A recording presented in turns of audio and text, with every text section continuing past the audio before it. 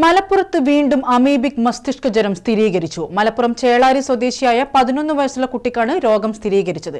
കുട്ടി കോഴിക്കോട് മെഡിക്കൽ കോളേജിൽ ചികിത്സയിലാണ്. മെഡിക്കൽ കോളേജ് ആശുപത്രിയിൽ ഇന്നലെ നടത്തിയ സ്രവ പരിശോധനാ ഫലമാണ് പോസിറ്റീവായത്.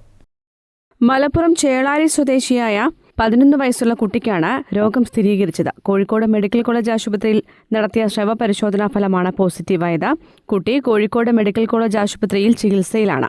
അതേസമയം കോഴിക്കോട് അമീബിക് മസ്തിഷ്ക ജ്വരം ബാധിച്ച് മരിച്ച 4ാം ക്ലാസ്സുകാരുടെ സഹോദരൻ മെഡിക്കൽ കോളേജിൽ നിരീക്ഷണത്തിൽ തുടരുകയാണ്. പനി ബാധിച്ചതിനെ തുടർന്നാണ് 7 വയസ്സുകാരനെ മെഡിക്കൽ കോളേജിൽ പ്രവേശിപ്പിച്ചത്.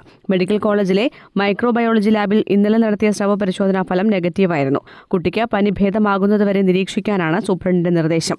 അമീബിക് മസ്തിഷ്ക ജ്വരം സ്ഥിരീകരിച്ച 3 മാസം പ്രായമായ കുഞ്ഞ് വെന്റിലേറ്ററിൽ ഗുരുതരാവസ്ഥയിൽ തുടരുകയാണ്.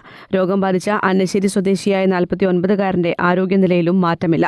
മുൻകരുതലിന്റെ ഭാഗമായി ജലാശയങ്ങളിൽ ക്ലോറിനേഷൻ നടത്താൻ തദ്ദേശ സ്ഥാപനങ്ങൾക്ക് ആരോഗ്യവകുപ്പ് നിർദ്ദേശം നൽകി. News desk, Kannur vision.